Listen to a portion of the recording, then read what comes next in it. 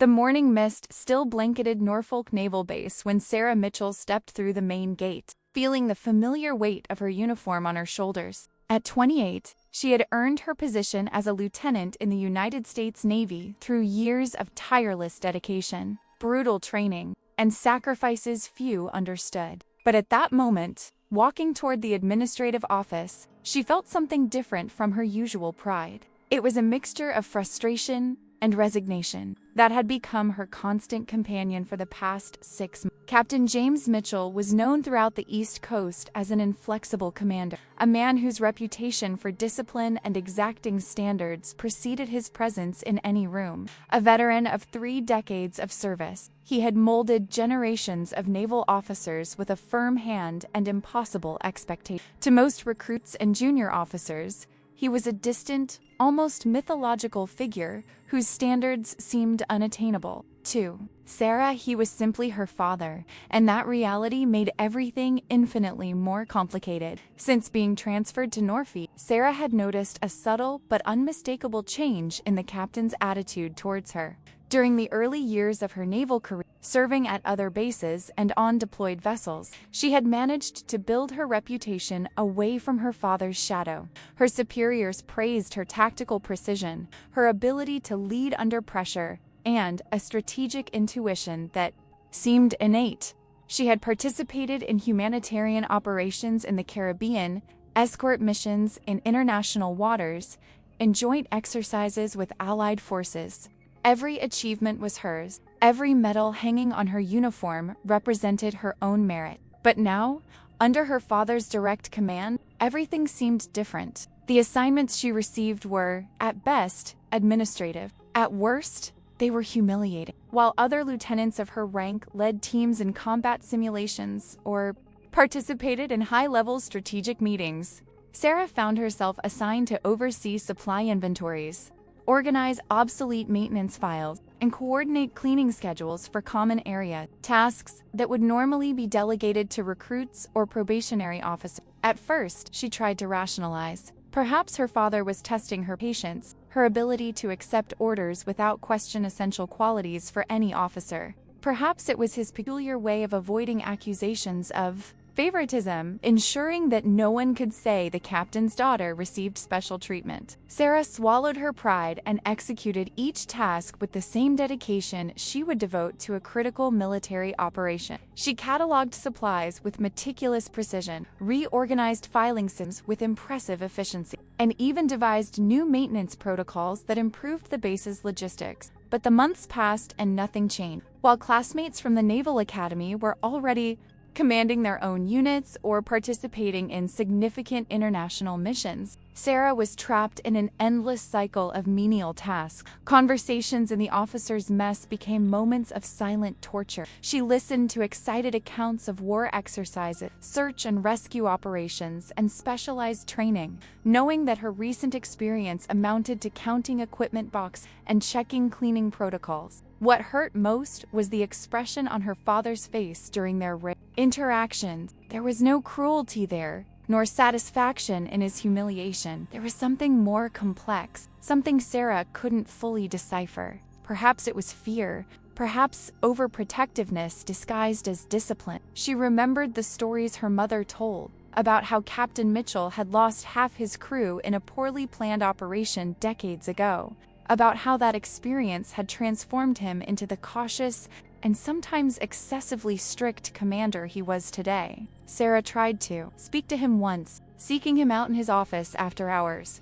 She had planned an eloquent speech about ability, merit, and the need to be evaluated on her actual skills, not her family ties. But when she finally stood before him, the words dissolved. Captain Mitchell listened in silence, his face an impenetrable mask of professional neutrality, and then simply said that he trusted in her ability to serve wherever needed, that all work in the Navy was important, and that she would be assigned to operational duties when he deemed it appropriate. The conversation ended there, leaving Sarah more frustrated than before.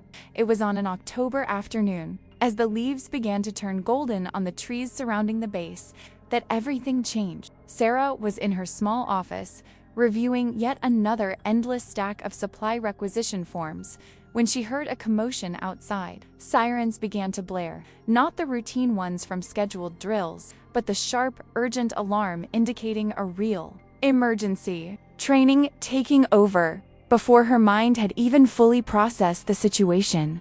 Evacuating, but there were reports that some people were still trapped on the lower decks. Emergency response teams were being mobilized, but the freighter was dangerously close to a destroyer anchored for maintenance, whose fuel tanks were partially exposed.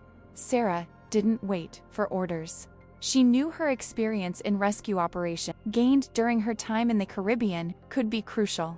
She rushed toward the docks, her mind already working on safety protocols, assessing risks, calculating variables. When she reached the dock, chaos was evident. Black smoke rose from the cargo ship, waves of heat distorted the air, and panic was palpable among the evacuated crew crowding the harbor. Lieutenant Rodriguez, who led the initial response team, was clearly overwhelmed. He had experience fighting fires, but little in complex rescue operations. Sarah approached, identified herself, and offered assistance. There was hesitation in his eyes. She could see the unspoken question of why the captain's daughter, known for her administrative duties, was there. But the urgency of the situation left no room for doubt. Sarah quickly assumed coordination of a secondary team. Her voice was firm, commanding, devoid of any trace of the uncertainty that sometimes haunted her in the administrative corridors of the base. She organized search parties, established clear communication protocols,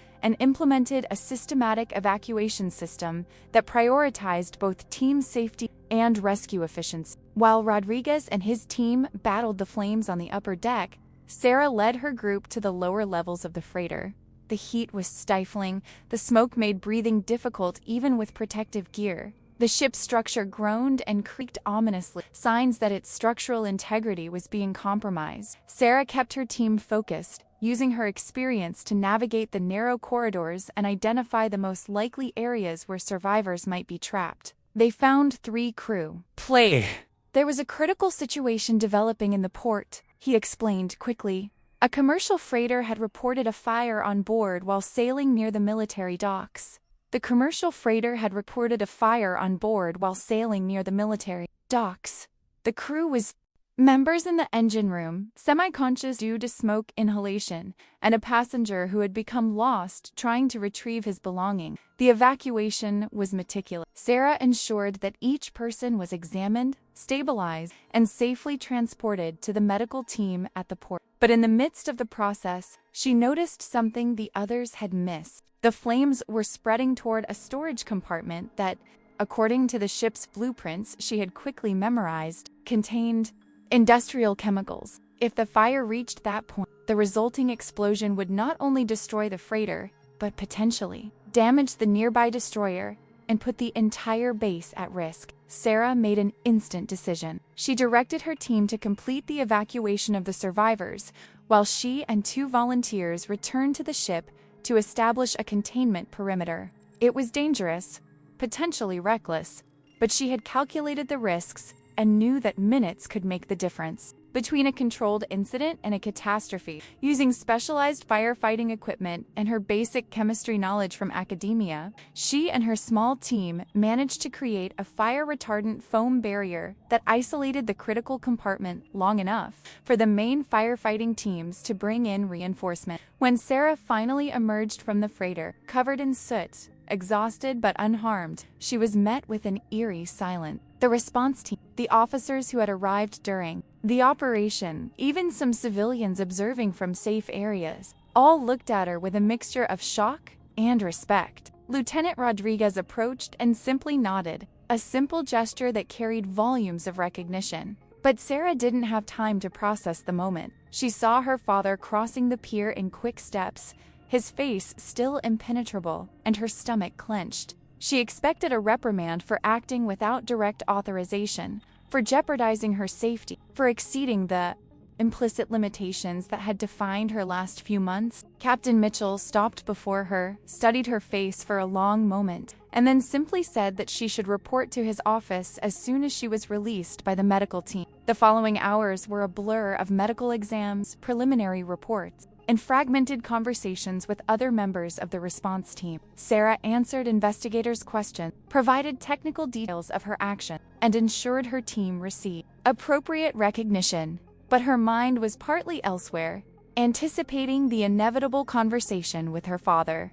When she finally entered the captain's office, it was already night. The base had returned to a calmer version of its normal routine. The freighter was being towed to safety, and all the survivors had been treated and released. Sarah knocked on the door, entered when instructed, and stood at attention before her father's desk. Captain Mitchell didn't speak immediately. He gestured for her to sit down, a courtesy he rarely offered even to senior officers. Sarah obeyed, feeling every muscle in her body protest after hours of intense physical exertion. Her father opened a folder on his desk, and Sarah recognized the initial reports of the rescue operation. He read silently for a few minutes that seemed to stretch on forever. Then he began to speak, and his voice carried a quality Sarah had never heard before. He described in precise technical detail every aspect of her performance during the crisis, the speed with which she had assessed the situation, the effectiveness of her team coordination, the calculated courage of her decisions under pressure,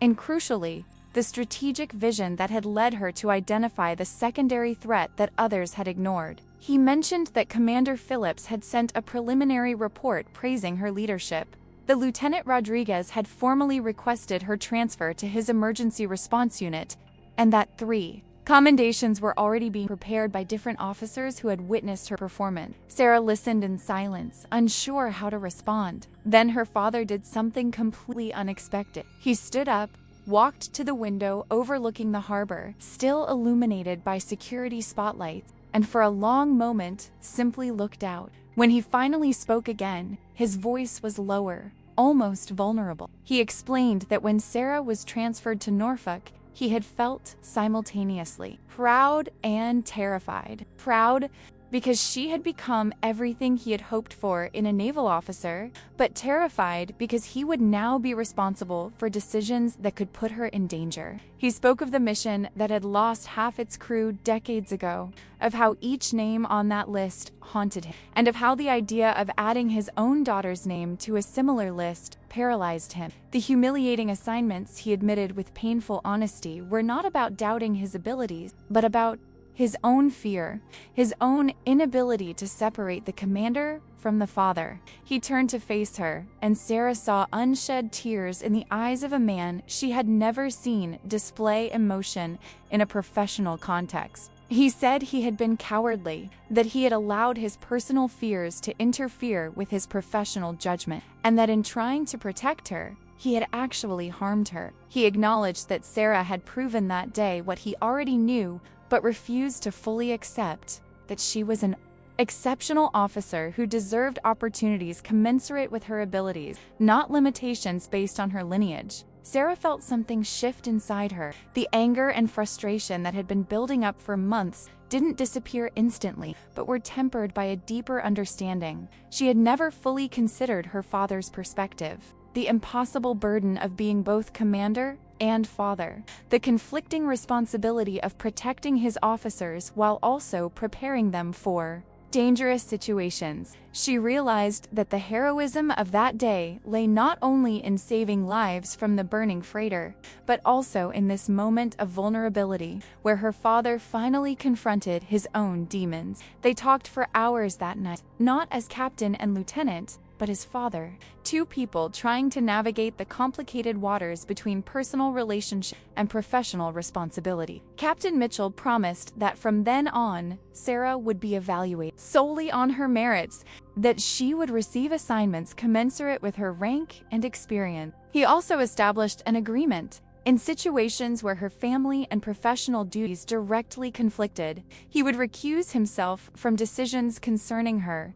delegating to other senior officers to ensure impartiality. In the following week, Sarah's life at Norfolk Naval Base was completely transformed. The official report of the rescue operation was finalized, documenting in detail her leadership and crucial decisions. She was formally recognized in a ceremony where she received the Navy Medal of Bravery, presented not by her father, but by the Fleet Admiral, a deliberate choice that signaled the new agreement between them. Lieutenant Rodriguez did in fact request her transfer to his unit, but after consideration, Sarah chose to remain in her original position, now reassigned to strategic planning and operations coordination duties. She led advanced emergency response training, developed new port security protocols based on lessons learned during the cargo ship incident, and was invited to participate in an international task force on maritime rescue operations. Each achievement was recognized on its own merits, each promotion considered based on objective performance. The shadow that had hung over her career did not disappear completely, but was transformed into something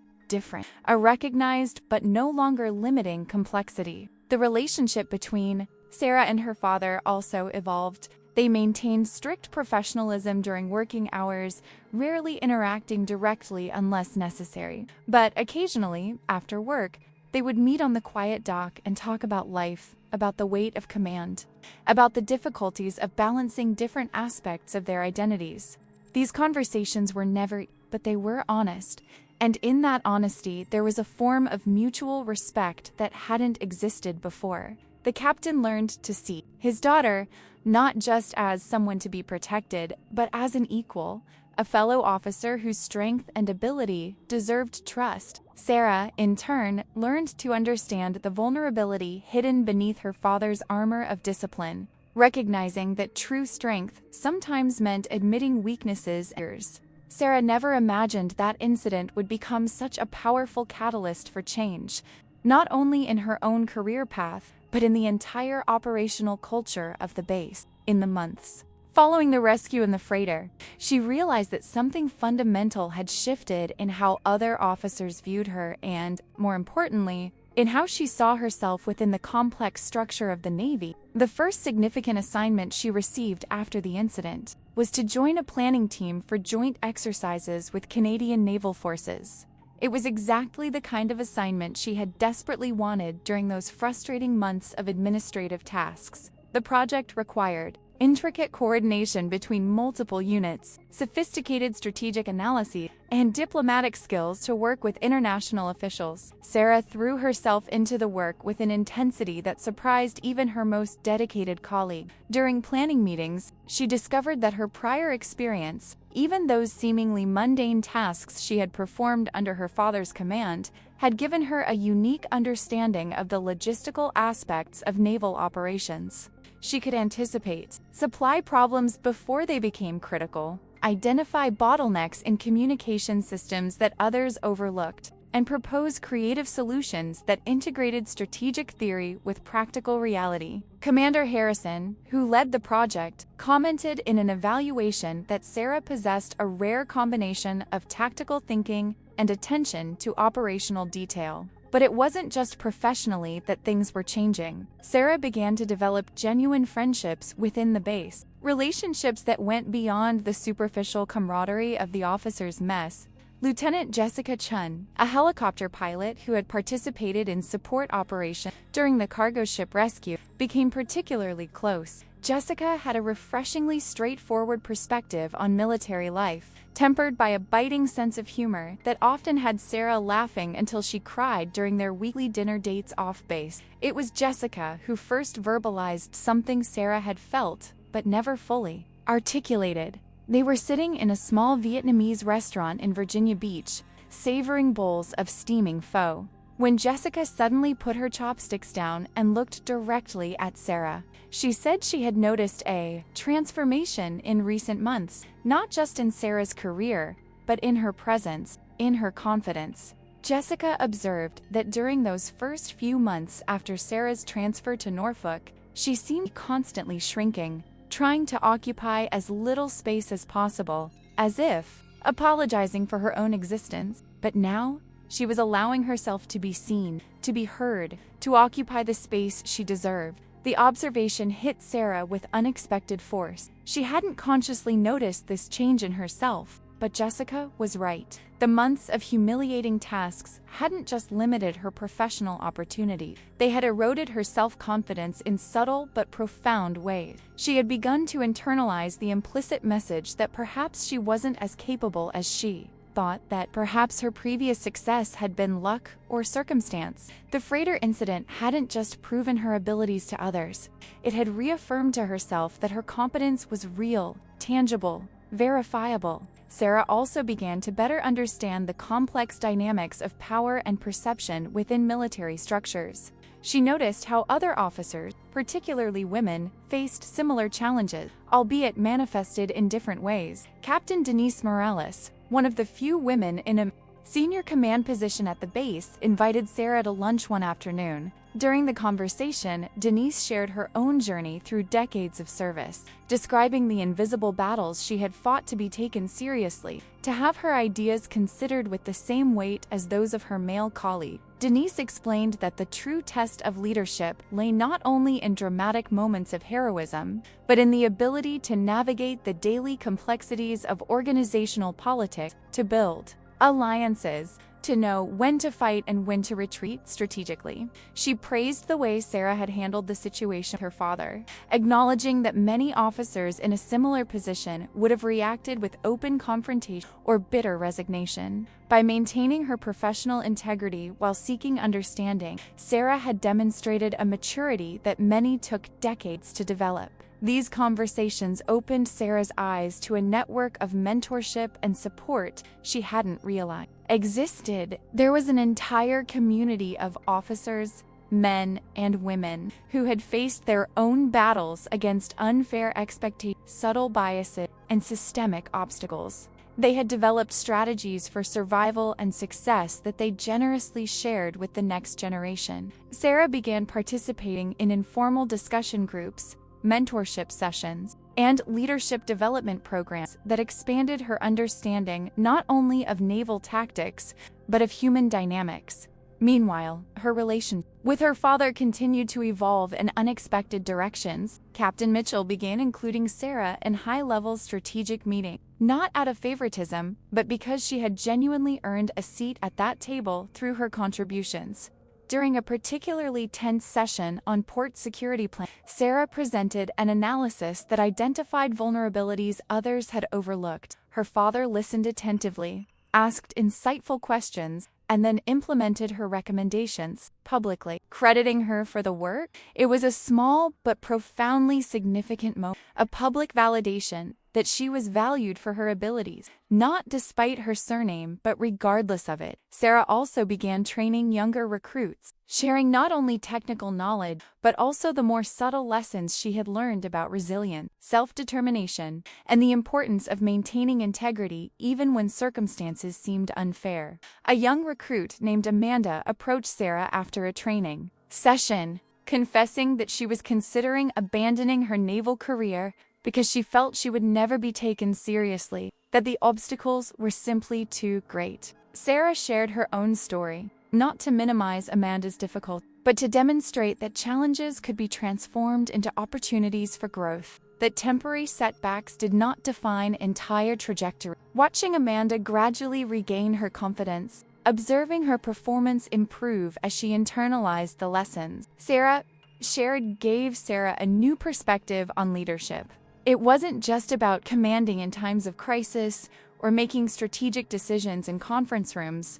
It was about investing in people, about creating environments where potential could flourish, about using her own experiences, even the painful ones, to illuminate paths for others. Winter had arrived in Norfolk, bringing biting winds from the Atlantic and short days that made the base lights seem even brighter against the dark sky. Sarah was in her office one evening, reviewing proposals for a new security protocol, when she received an unexpected call. It was Admiral Thompson, the regional commander, requesting her presence at a meeting the following day. The tone was formal, but not threatening, and Sarah spent the evening wondering what the purpose of the meeting might be. The following morning, she entered the Admiralty's conference room and found not only Thompson, but also several other senior officers, including her father. Her stomach tightened momentarily, old reflexes of anxiety resurfacing, but she pushed them down and maintained her confident posture. Admiral Thompson got straight to the point. They were forming a special task force to develop new emergency response protocols for all naval bases on the East Coast, and they wanted Sarah to take a leadership role in the project. It was a significant responsibility, the kind of assignment that normally went to officers with much more seniority. But her work on the freighter incident and her subsequent contributions had marked her as someone with a unique combination of practical experience and strategic vision. Sarah accepted without hesitation, but also with full awareness of the weight of the responsibility. This project would be closely watched, not only within the Navy, but potentially by other branches of the armed forces. It would be an opportunity to implement systemic changes that could save lives in future situations, but also a platform where her every decision would be scrutinized, where mistakes would be magnified. She glanced briefly at her father during the meeting and saw something in his eyes that surprised her. It wasn't worry or overprotectiveness, but genuine confidence, the quiet belief that she was ready for this challenge. The following months were the most demanding and rewarding of Sarah's. She led a team of 12 officers from different specialties, coordinating research, conducting simulation, interviewing veterans of emergency operations, and synthesizing everything into comprehensive yet flexible protocols. There were days when she worked to exhaustion, nights when she returned to her small apartment off base and collapsed into bed without the energy even to eat dinner. But there were also moments of brilliant triumph, when a particularly elegant solution emerged from brainstorming sessions, when complex data finally revealed clear patterns, when the team reached consensus on difficult issues. Sarah learned to lead not through hierarchical authority, but through earned respect, facilitating discussions where every voice was heard, recognizing expertise wherever she found it, admitting when she didn't know something, and actively seeking knowledge. She discovered that well-placed vulnerability was not weakness, but rather a form of strength that inspired trust and genuine collaboration. When they finally presented the final report to the regional command, Sarah was simultaneously proud and exhausted. The 300-page document represented months of hard work. But more than that, it represented a fundamental shift in her own understanding. It wasn't about proving anything. It wasn't about exceeding expectations or escaping shadows. It was about contributing significantly to something bigger than herself, about using her skills to improve systems that would protect others.